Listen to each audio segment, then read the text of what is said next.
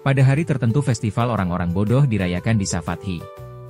Dan pada perayaan orang-orang bodoh ini, orang-orang ini akan mengolesi tubuh mereka dengan abu dan kotoran sapi dan selama 7 hari berkeliling kota mengucapkan perkataan kasar. Pada waktu itu orang-orang tidak menghormati sanak keluarga maupun teman dan para bhikkhu ketika bertemu dengan mereka.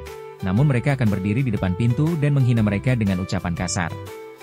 Mereka yang tidak tahan dengan ucapan kasar akan membayar orang-orang tersebut setengah atau seperempat atau 1 sen, sesuai dengan kondisi keuangan mereka, dan orang-orang itu akan mengambil uangnya dan pergi dari rumah mereka.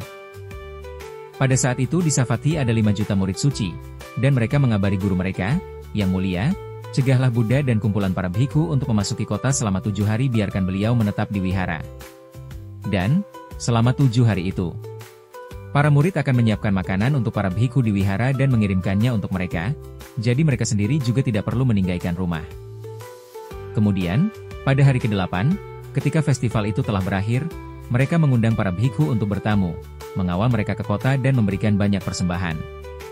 Dan setelah duduk dengan penuh hormat di salah satu sisi, mereka berkata kepada Buddha, Yang Mulia, kami telah menghabiskan 7 hari yang lalu dengan sangat tidak menyenangkan.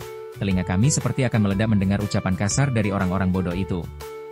Tidak ada seorang pun yang menunjukkan rasa hormat kepada orang lain. Dan karena alasan ini kami tidak mengizinkan Yang Mulia untuk memasuki kota.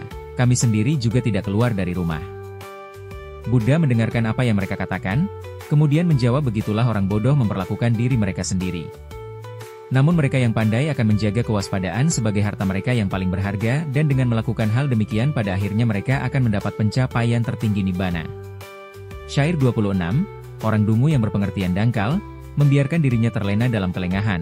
Sebaliknya, orang bijaksana senantiasa menjaga kewaspadaan, perhatian penuh, seperti menjaga harta yang paling berharga. Syair 27, oleh sebab itu, jangan terlena dalam kelengahan, jangan terikat pada kesenangan-kesenangan indriawi. Karena orang yang waspada dan rajin bermeditasi, akan memperoleh kebahagiaan sejati, merealisasi Nibbana. Jika kamu suka video ini, jangan lupa untuk like dan subscribe untuk lebih banyak cerita indah.